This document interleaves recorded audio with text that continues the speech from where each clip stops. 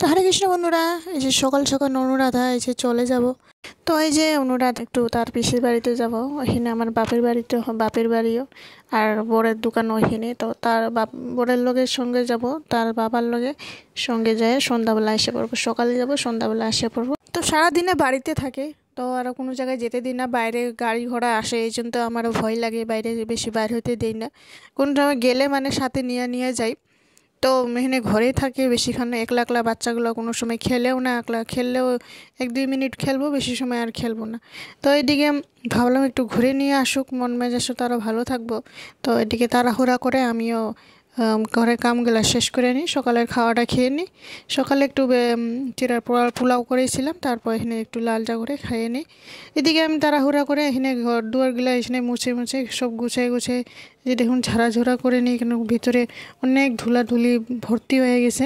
মুছামুছি করে সবগুলো আমি ভালোভাবে এই যে পরিষ্কার করে ঢুকে ঢুকে রেখে দিলাম, কারণ কয়দিন পরেও আরও পূজা পানিও করতে লাগবে। তা এদিকে আমি ঘর সরগুলো আগে গুছিয়ে গুছিয়ে পরিষ্কার করে নিতে হবে। আসলে আমার মানে রুমটা অনেক ছোট হয়ে গেছে, এই জন্য সামানপাতিও রাখা অনেক অসুবিধা হয়ে গেছে। এই যে টুকটাক আমাদের সব কিছু বাসনপত্র এই টুকটাক আমাদের ঢুকায় ঢুকায় রেখে দিলাম।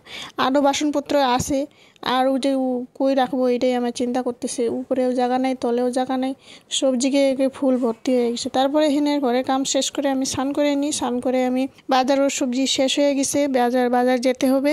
তো এখানে টোটোতে উঠে গেলাম আমি। তো এখন তো গরম ভালো করে পড়েই নেই, তাই কেমন অবস্থা গরমে। তো এই যে মুখগুলা কী অবস্থা হয়েছে আমার, লাল হয়ে গেছে একেবারে রোদের মধ্যে খাড়া হয়ে। তারপর এইদিকে দেখুন বেশি রোদের মধ্যে বের হতে পারি না।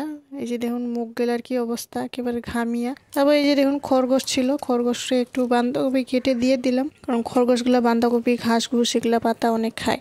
তো দিয়ে দিলাম। এদিকে আমি তাড়াতাড়ি বাজারগুলো নিয়ে এসে এই যে দেখুন, তো কোনটা রানবো এখানে বের করে আমি সবগুলো গুছে গুছে ফ্রিজে রেখে দিলাম।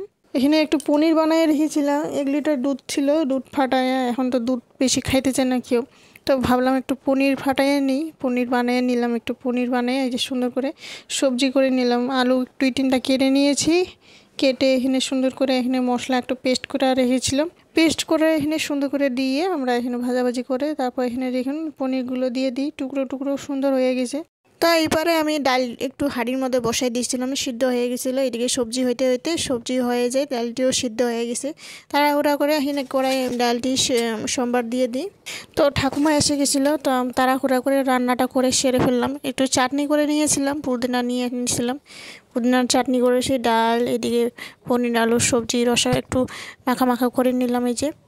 তারপর গ্যাস গুস পরিষ্কার করে দুধ ছিল, দুধ গরম করে দিলাম। তারপরে আজকের মেনু এই যে এতগুলাই, বেশি কিছু করলাম না। তো বন্ধুরা, আজকের ভিডিওটি কেমন লেগেছে একবার লাইক করে দিয়ে যাবেন।